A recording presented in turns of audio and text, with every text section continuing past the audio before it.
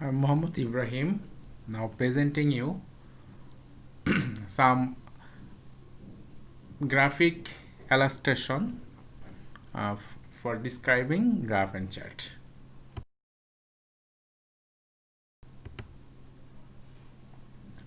Follow the following bar graph. From the graph, you will find some groups of information, and there are two lines, vertical line and horizontal line. Vertical লাইনে তোমরা সাধারণত কিছু সংখ্যা পাবে এবং অর্থাৎ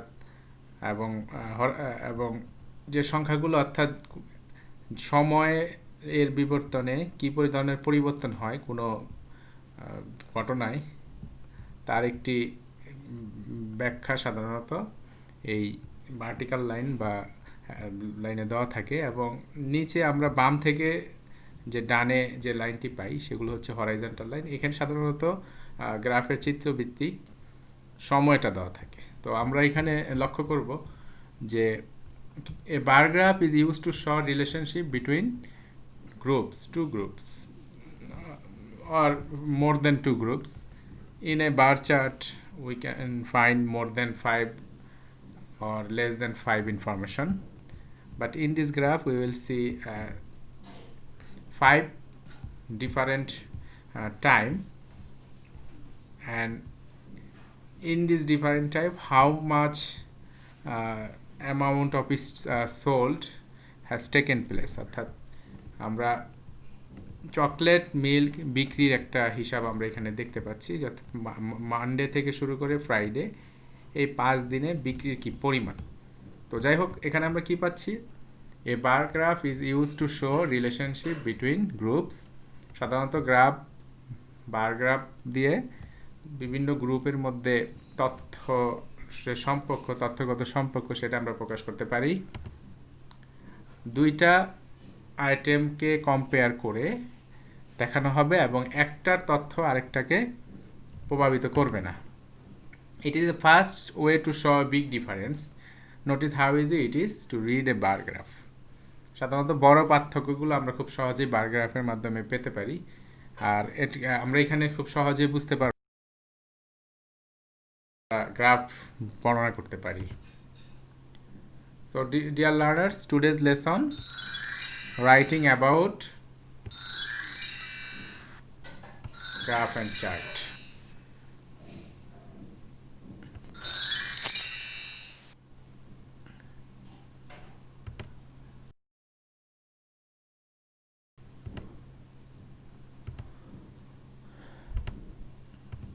By the end of the lesson, the students have, অর্থাৎ আমরা যে আজকে যে লেসনটি পড়বো এই গ্রাফ অ্যান্ড চার্টের উপরে, এটার অবশ্যই একটা উদ্দেশ্য রয়েছে। এটা আমরা পুরোপুরি ভিডিওটি দেখলে আমরা আসলে যে জিনিসগুলো শিখবো সেটা হচ্ছে saying and writing what the chart shows and the time period. অর্থাৎ কোনো চার্টে বা গ্রাফে কি বলতে হবে এবং কি লিখতে হবে, বিভিন্ন সময়ে যে পরিবর্তনগুলো থাকে তথ্যগুলো সেগুলো বিশ্লেষণ করে।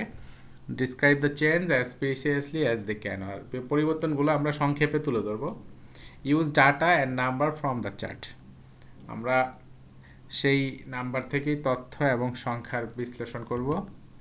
কম্পেয়ার দ্য ইনফরমেশন, আমরা তথ্যের যে পরিবর্তন সেটাকে একটার সাথে আরেকটার তুলনা করতে পারবো।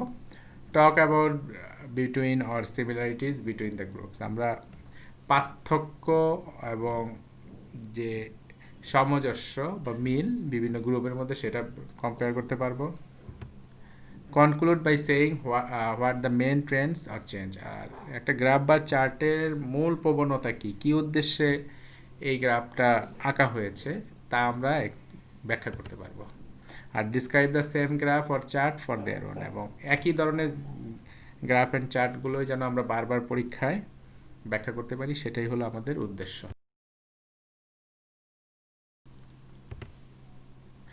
Let's follow the chart.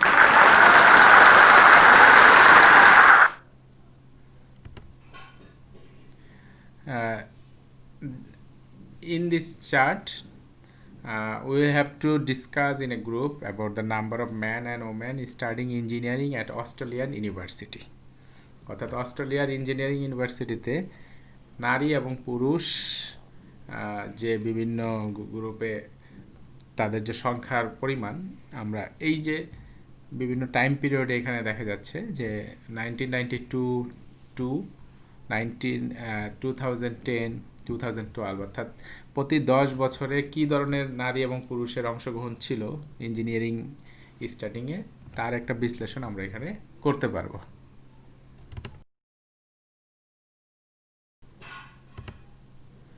তো আমরা এখন এই চার্টটিকে একটু অ্যানালাইজ করি, ব্যাখ্যা করি।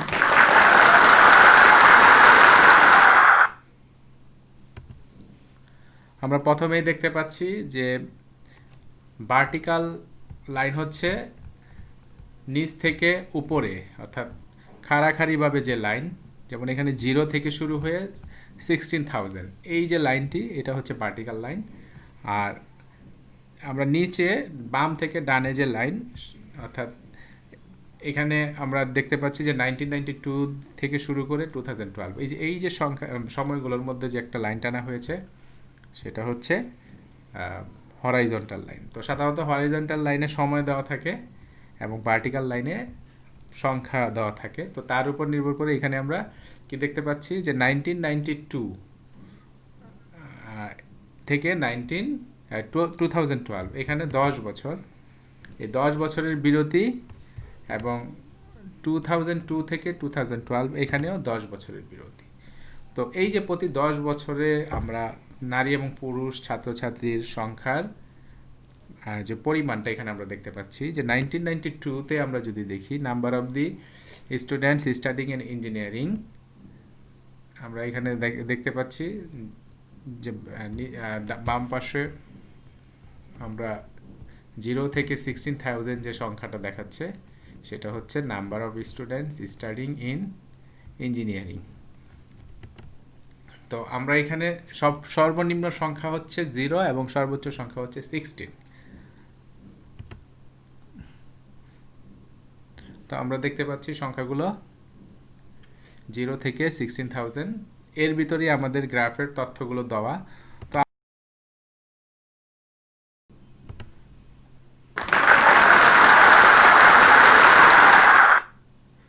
let's analyzing the chart of the number of the students and time period. তো আমরা এখন একটু ব্যাখ্যা করব 1992 to 2002 10 years and 2002 to 2012 10 years.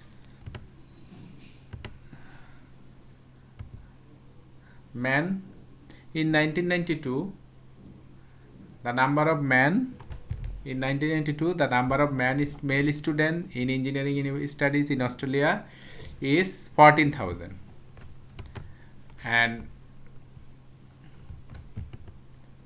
number of female student is 2,000. অর্থাৎ আমরা এখানে দেখতে পাচ্ছি যে 1992 সালে নারী এবং পুরুষের যে সংখ্যা ছিল এখানে একটা বড় পার্থক্য ছিল। এরপরে আমরা 2012-এ এসে দেখলাম যে নারীদের সংখ্যাটা কিছুটা মানে পুরুষদের সংখ্যা কমেছে।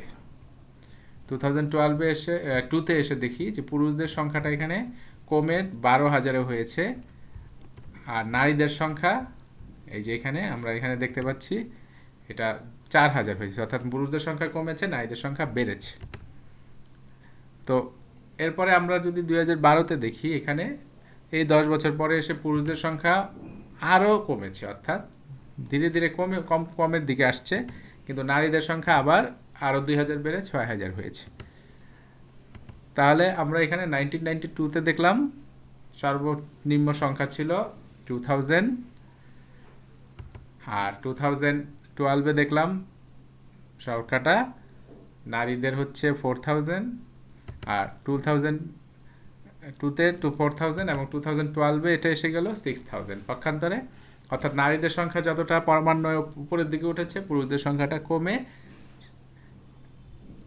এসেছে, কিন্তু ছাত্রছাত্রীর সংখ্যা কিন্তু যদি আমরা দুটো যোগ করি, অর্থাৎ 1992 সালে ছিল 14,000 নারী এবং 2000 মহিলা, তাহলে ছিল 16,000। কিন্তু আমরা 2012 সালে দেখি যে 12,000 পুরুষ আর 6,000 মহিলা, অর্থাৎ সংখ্যা কিন্তু বেড়েছে কিন্তু নারী এবং পুরুষের অনুপাতটা কমেছে। তো আমরা এই যে সামারিটা দেখে আমরা সংক্ষেপের যে তথ্যটা পাই সেটা হচ্ছে from 1992 to 2012 male students fell slightly from 14,000 to 12,000 and then remain level, অর্থাৎ 92 সাল থেকে 2002 এই 10 বছরে নারী পুরুষদের সংখ্যা কিছুটা কমেছে স্লাইটলি, অর্থাৎ 14,000 থেকে এটা 12,000 হয়েছে এবং এটা এসে স্থির রয়েছে। On the other hand, the number of female students started from very low number then increased steadily by 2,000 each ticket. কিন্তু নারীদের সংখ্যাটা আমরা কি দেখলাম যে খুব কম সংখ্যা ছিল 1992 সালে, কিন্তু প্রতি 10 বছরে আস্তে আস্তে করে এটা বৃদ্ধি পেয়েছে।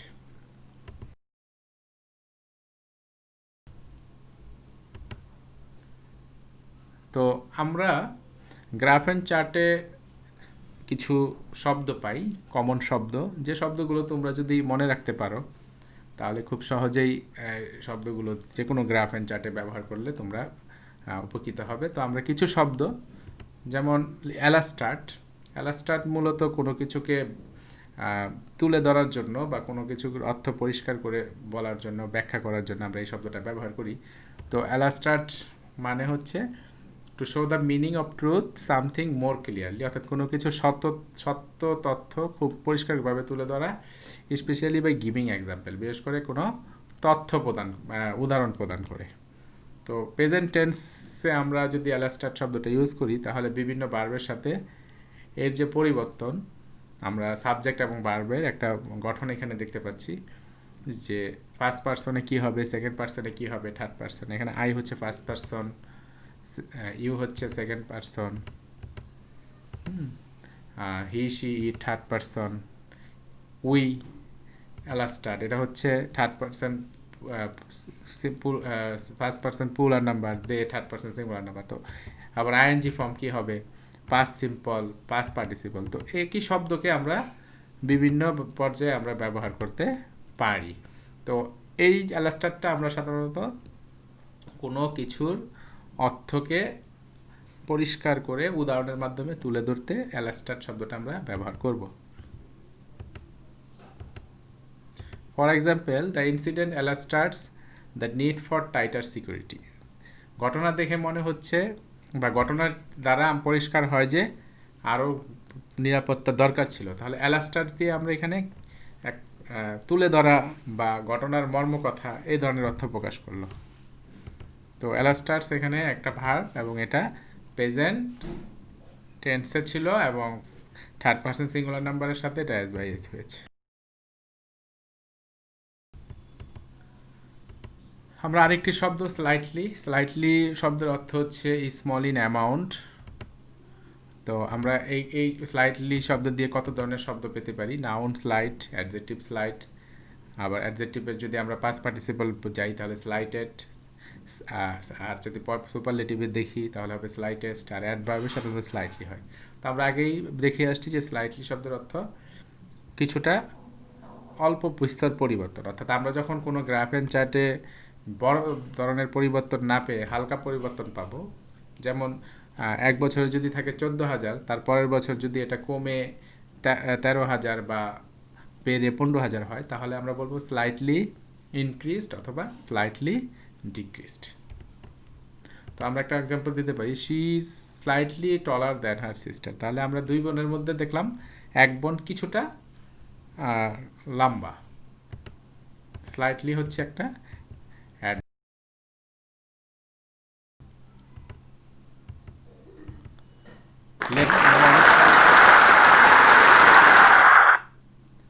আমরা অনেক সময় যখন দেখব যে গ্রাফ অ্যান্ড চার্টের এক স্তর থেকে আরেক স্তরে খুব একটা পরিবর্তন হয়নি, অর্থাৎ মানে সংখ্যার পরিমাণ সমান, তখন আমরা বলবো যে দুই অংশের মধ্যে কোনো চেঞ্জ হয়নি, অর্থাৎ পরিবর্তন লেভেল রয়েছে। তাহলে লেভেল সাধারণত ইকুয়াল এবং একই পরিমাণ বা সংখ্যাকে বোঝাতে ব্যবহৃত হয়। আমরা মার্কিন বা আমেরিকান ইংলিশে ইকুয়ালকে আবার ইভেন বা লেভেল ইভেন হিসাবে ব্যবহৃত হয়, আমরা ইভেন বা বলতে পারি লেভেলের পরিবর্তে। যেমন এখানে একটা example, the unions are fighting to keep wages level, অর্থাৎ শ্রমিক সংগঠনগুলো বেতন সমান রাখার চেষ্টা করতেছে উইথ ইনফ্লেশন, অর্থাৎ মুদ্রাস্ফীতি বেড়ে গেলে বেতন কম বেড়ে বা কমে যাওয়ার একটা ব্যাপার থাকে, কিন্তু সংগঠনগুলো এই মুদ্রাস্ফীতিতে বেতন সমান রাখার চেষ্টা করতেছে। আরেকটু উদাহরণ যে Liverpool would have to win the next 3 stage in order to draw level with Chelsea in the English league, অর্থাৎ ইংলিশ লিগে লিভারপুল ক্লাবকে আরও 3টি ম্যাচে জিততে হবে যদি তারা একই পরিমাণ পয়েন্ট নিয়ে ড্র অবস্থানে যেতে হয় চেলসির সাথে। তাহলে লেভেল দিয়ে এখানে আমরা সমান অর্থে ব্যবহৃত। লেভেল শব্দটা আমরা যখন খুব, যেমন আমরা এখানে দেখতে পাচ্ছি এই 2002 এবং 2012-র মধ্যে কোনো চেঞ্জ হয়নি, এই যে নীল শব্দ, তাহলে এইখানে আমরা বলবো যে দ্য অ্যামাউন্ট ওয়াজ লেভেল বা the number was level, the number was level between 2002 to 2012. তো the number of science student in the school remains level, আমরা অনেক দেখা যায় যে আমরা যদি বলি যে কোনো স্কুলের ছাত্রছাত্রীর সংখ্যা গত কয়েক বছরে একই রকম রয়েছে, বিশেষ করে বিজ্ঞানের ছাত্রছাত্রী, তো এখানে the number of science students, বিজ্ঞান শাখার ছাত্রছাত্রী ইন দ্য স্কুলে রিমেন্স লেভেল, একই সমান সংখ্যায় রয়েছে। তো লেভেল ইজ এ,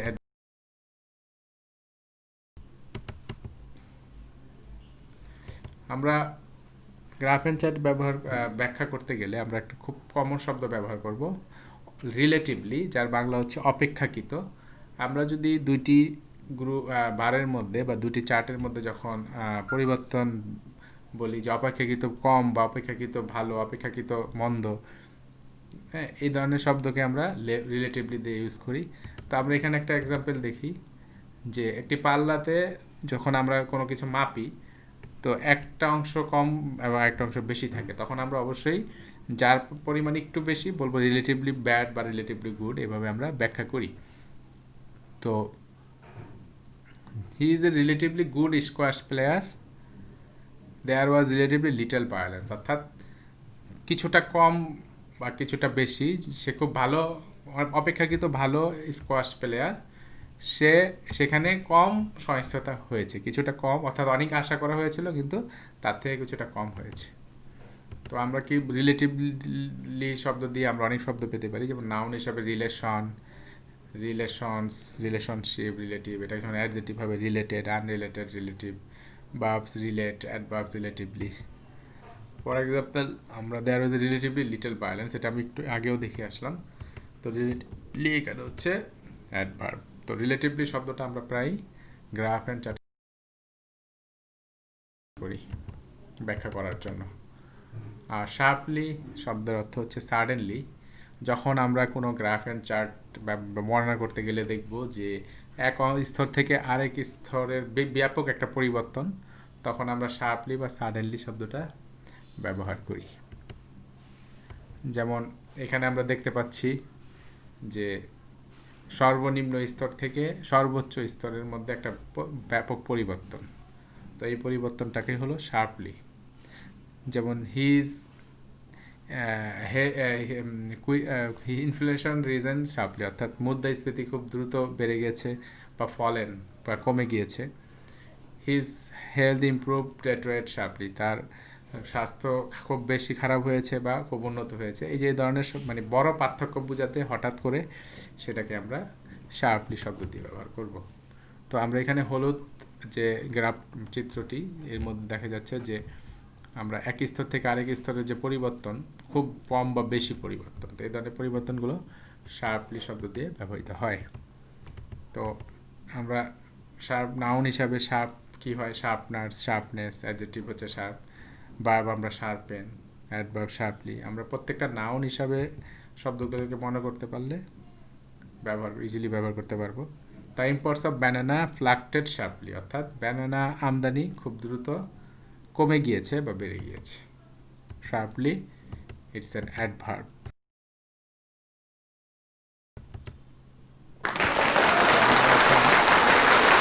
চারটি লক্ষ্য করব এবং এটাকে ব্যাখ্যা করার চেষ্টা করব। তো আমরা আগেই দেখে এসেছিলাম যে তথ্যগুলো 1992 থেকে 2002 এর ভিতরে যে সংখ্যার পার্থক্যটা, আমরা কোশ্চেনটা এরকম: discuss in pairs about the number of man and women studying engineering at Australian university. তো আমরা যদি এখানে ব্যাখ্যা করি তাহলে আসলে কি হয়, আমরা আগে একটু দেখে নিই যে 1992-তে পুরুষের সংখ্যা 14,000, নারীদের সংখ্যা 2,000। 2002-তে পুরুষের সংখ্যা 12,000 এবং নারীদের সংখ্যা 4,000। 2012-এ পুরুষের সংখ্যা হচ্ছে 12,000 আর নারীদের সংখ্যা 6,000। তাহলে আমরা এখন এই গ্রাফ এবং এই গ্রাফটিকে আমরা খুব চার্টটিকে খুব লক্ষ্য করি যে তো আমরা এখানে আগেই দেখে নিচ্ছি number of students studying in engineering student. এখানে আমরা কিছু যাচাই করে নিই নিজেদেরকে কিছু পোস্টের মাধ্যমে। The bar chart shows the different numbers of male and female engineering students in 3 separate years. তো আমরা কি এখানে 3টি সেপারেট ইয়ার্সে বা ভিন্ন ভিন্ন বছরের সংখ্যা কি ছাত্রছাত্রীর সংখ্যা এখানে দেখতে পেয়েছি? The number of male student rose at first. তো পুরুষদের সংখ্যা কি প্রথমে বেড়েছিল? The number of male student stayed the same between the second 2 years. এবং মেল স্টুডেন্টসদের সংখ্যা পরের 2 বছরের মধ্যে প্রায় একই রকম ছিল। The number of female students went up constantly. আমরা মহিলাদের যে সংখ্যাটা এটা অনবরতভাবে বাড়ছিল। The number of women rose constantly until there were as many women as men. তো এই যে কোশ্চেনগুলো আমরা গ্রাফ অ্যান্ড চার্ট থেকে যদি এই কোশ্চেনগুলোকে আমরা একটু নিজেদের যাচাই করার জন্য আসলে লাইনগুলো সত্য কি না মিথ্যা তাহলে আমরা সহজে ব্যবহার করতে পারবো। তাহলে প্রথম উত্তরটা কি ছিল? অবশ্যই true, false, true, true, false.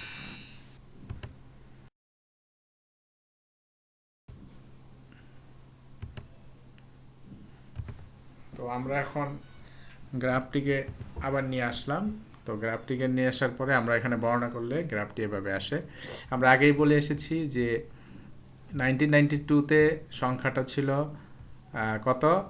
It can be seen that the number of male students fell slightly from the 14,000 in 1982 to 12,000 2000। অর্থাৎ 1992 সালে ছিল যখন 14,000 ছাত্রছাত্রীর সংখ্যা, সেটা 2002 সালে এসে 2,000 কমে অর্থাৎ কিছুটা কমেছে এবং and then remain level through the following ticket. এবং পরের 2 বছরে তার কোনো একটা বেশি একটা পরিবর্তন হয়নি।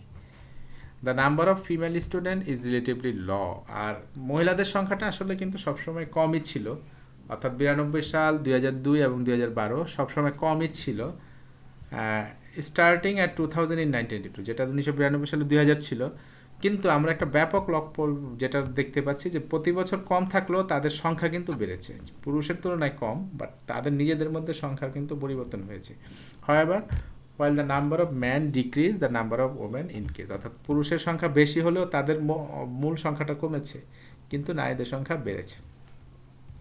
Female students grew steadily by the 2000 each decade. This led to rise in total number of engineering students from 16 to 18,000 in the period. যেহেতু পুরুষের সংখ্যার তুলনায় নারীদের সংখ্যা অল্প অল্প বিস্তর বেড়েছিল, তাই টোটাল নাম্বারে এসে কিন্তু একটা বড় পরিবর্তন আমরা পেয়েছি। অর্থাৎ যেটা শুরুতে ছিল 16,000, এটা 12,000-এ এসে পৌঁছিয়েছিল। Man continue to make up the majority of students, however the proportion of female students increased sharply in this period. যদিও পুরুষ ছাত্রর সংখ্যা ছিল বেশি, কিন্তু নারী এবং পুরুষের যে অনুপাতিক হার সেটা কমে আসছিল। In 1992 there was 1 woman to every 7 men। অর্থাৎ 1992 সালে যখন ইঞ্জিনিয়ারিং পড়ার জন্য প্রতি নারী এবং পুরুষের অনুপাত ছিল 7:1, 2012-তে এসে নারী এবং পুরুষের অনুপাত হয়েছে 2:1। Overall, we can see a clear upward trend in the number of female engineering students in Australian universities, while the number of male students seems to have leveled off।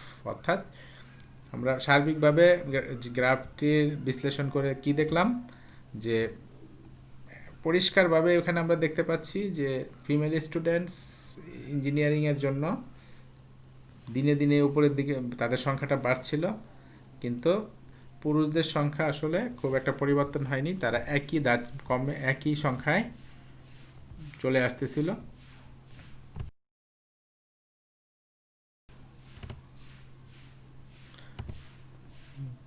তো আমরা এখানে কিছু চিত্র পাবো, অর্থাৎ আমরা কিছু পরিবর্তনের জন্য কিছু শব্দ কিন্তু আমরা দেখে আসছিলাম, কিছু শব্দ আমরা ভোকাবুলারি শিখেছি, এই শব্দগুলোর মাধ্যমে এই পরিবর্তনগুলো আমরা লক্ষ্য করব।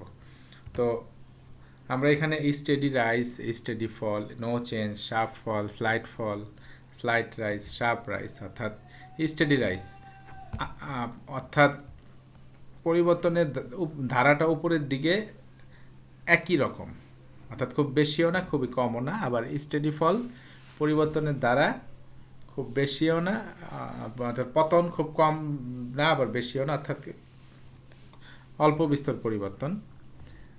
এরপরে যখন দেখবো কোনো পরিবর্তন নেই, আবার দেখবো যে একদম বড় পরিবর্তন, সেটা হচ্ছে স্লাইড ফল, তাহলে নো চেঞ্জ হচ্ছে কোনো পরিবর্তন নেই, শার্প ফল হঠাৎ বড় পরিবর্তন, স্লাইড ফল অল্প পরিবর্তন, স্লাইড রাইজ অল্প বৃদ্ধি, এ শার্প রাইজ এবং একটা ব্যাপক বৃদ্ধি। তাহলে এই যে শব্দগুলো আমরা কোন চিত্রের মাধ্যমে প্রকাশ করতে পারি, তো আমরা এখন সে চিত্রগুলো দেখছি। তোমরা নিজেরা একটু খেয়াল করো যে আসলে আমরা এখানে কেন, যেমন প্রথমে এ শার্প রাইজ, অর্থাৎ খুব প্রথম দুই স্তরের কোনো পরিবর্তন নেই, কিন্তু হঠাৎ করে খুব পরিবর্তনের জন্য এটা হচ্ছে শার্প রাইজ। এরপরে আমরা দেখব স্লাইড রাইজ, অর্থাৎ প্রতি 2-3 বছরের মধ্যে প্রতি বছরই অল্প বিস্তর বেড়েছে, অর্থাৎ অল্প অল্প বেড়ে উপরের দিকে উঠেছে। এই স্টেডি রাইজ, অর্থাৎ পরিবর্তনটি উপরের দিকে কিন্তু খুব বেশি না, প্রতি বছরে অল্প অল্প করে। শার্প ফল, অর্থাৎ প্রথম 2 বছরে দেখা গেল খুব বেশি পরিবর্তন নেই, কিন্তু হঠাৎ করে পরিবর্তন। স্লাইড ফল, প্রথম 2 বছরের পরিবর্তন একই রকম, কিন্তু তৃতীয় বছরে গিয়ে অল্প পরিবর্তন। স্টেডি ফল, অর্থাৎ প্রথম বছরের থেকে দ্বিতীয় বছর একটু কম, তারপরে আরও কম, অর্থাৎ পরিবর্তনের ধারাটা অব্যাহত, খুব বেশি না। আর নো চেঞ্জ, যখন আমরা কোনো পরিবর্তন না দেখব তখন নো চেঞ্জ। তাহলে এই যে শব্দগুলো, এই শব্দগুলো দিয়ে তোমরা যখন গ্রাফ অ্যান্ড চার্টের চিত্রটার অবস্থা দেখবে, তোমরা খুব সহজেই শব্দগুলোকে ব্যবহার করতে পারবে।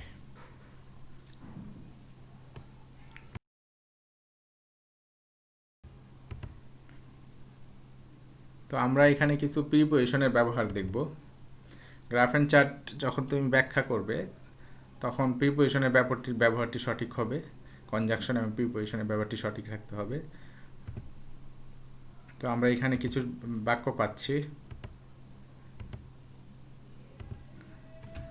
তো the bar chart illustrates number dash male and female, তাহলে আমরা এখানে কী পাবো, the bar chart illustrates number of male and female engineering students in 1992, 2002 and 2012. The number of male students fell quite significantly. তো এখানে যেহেতু 2 বছর, তো 2 বছরের জন্য আমরা বিটুইন শব্দটা মধ্যে অর্থে বিটুইন ব্যবহার করেছি। The number of female students was half in the number of male students in 2002. আমরা জানি যে কোনো সালের আগে আমরা ইন বসাই। আর এখানে আমরা দেখতে পাচ্ছি কন্ট্রাস্ট, তাহলে কন্ট্রাস্ট নিজে কোনো শব্দ গঠন করে না, তার আগে যদি আমরা কোনো প্রিপোজিশন না বসাই, যেমন বিপরীত অর্থ বোঝাতে আমরা ইন কন্ট্রাস্ট বা তুলনা, এই অর্থে আমরা ইন প্রিপোজিশনটি ব্যবহার করি। In contrast the number of female students rose constantly, অর্থাৎ আমরা যদি বিপরীতে বা তুলনা করে দেখি, তাহলে দেখব যে মেয়েদের সংখ্যা দিন দিন, ছাত্রছাত্রীর সংখ্যা, মেয়ে ছাত্রছাত্রীর সংখ্যা দিন দিন বাড়ছিল। Between 2000 and 2012, the number of female engineering student rose dash, এখানে ফ্রম টু, অর্থাৎ একটি সংখ্যা থেকে যখন আরেকটি সংখ্যায় উন্নতি হয় তখন আমরা ফ্রম এবং টু এই দুটি প্রিপোজিশন ব্যবহার করি। তো আমরা এখানে প্রিপোজিশনের ব্যবহারগুলো দেখছি।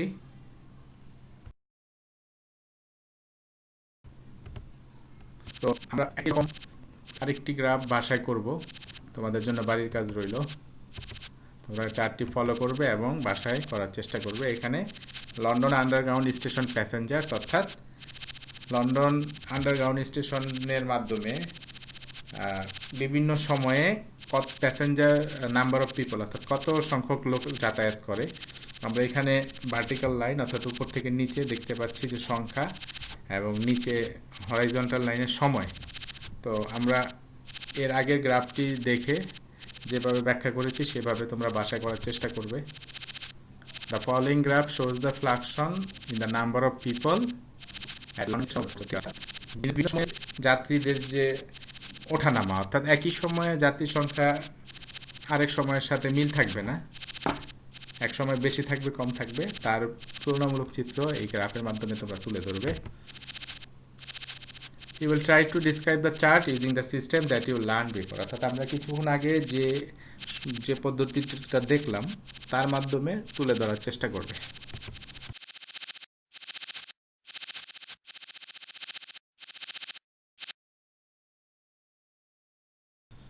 Thank you and stay safe at home.